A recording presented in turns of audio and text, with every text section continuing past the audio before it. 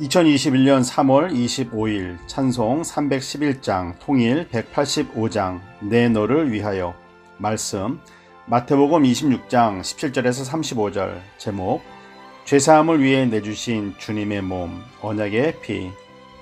제자들이 예수님께 유월절 음식 드실 장소에 대해 묻자 예수님은 성안 아무에게나 가서 때가 가까이 왔으니 제자들과 함께 유월절을 내 집에서 지키겠다 말하라 하셨습니다. 그러나 마가복음과 누가복음에서는 조금 더 자세하게 설명합니다. 예수님께서는 제자들에게 마을로 가면 물 한 동이를 가지고 가는 사람을 볼 텐데 그를 따라가서 그 집 주인에게 내가 너희에게 전한 말을 하라고 하셨습니다.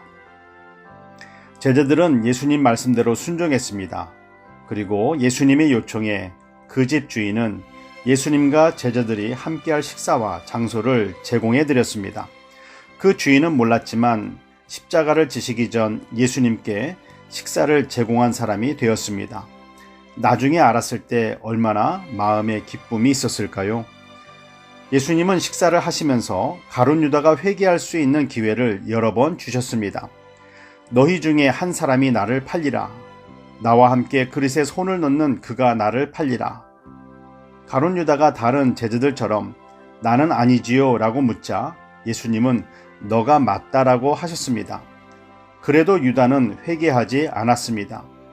어떤 궤변을 늘어놓는 사람들은 가룟 유다가 예수님을 팔아 십자가를 지심으로 온 인류를 구원할 구원의 문을 여는 일에 동참한 것이라며 가룟 유다도 하나님의 뜻에 순종한 사람이라 말합니다. 하나님의 뜻에 순종했다면 벌을 받아야 할까요? 상을 받아야 할까요? 당연히 상을 받아야지요. 그런데 유다는 벌을 받습니다. 24절에 예수님께서는 십자가를 지시는 것은 하나님의 뜻이지만 예수님을 파는 자에게는 화가 임할 것이며 그 사람은 차라리 태어나지 않았더라면 그 사람에게 좋을 뻔하였다라고 말씀하셨습니다. 그 어떠한 변명도 죄를 없앨 수 없습니다.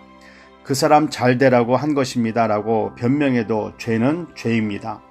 죄를 지었다면 죄값을 치러야 합니다.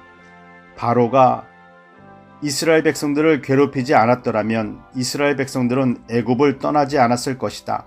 바로가 힘들게 했기 때문에 그 많은 백성들이 모세를 따라 길을 나선 것이다. 그러니 바로는 죄가 없다라고 할 수 있을까요? 그렇지만 그 죄인들도 회개한다면 용서함 받을 수 있습니다.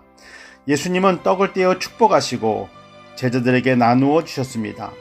죄를 짓는 것보다 더 큰 어리석은 것은 그 죄를 회개하지 않는 것입니다.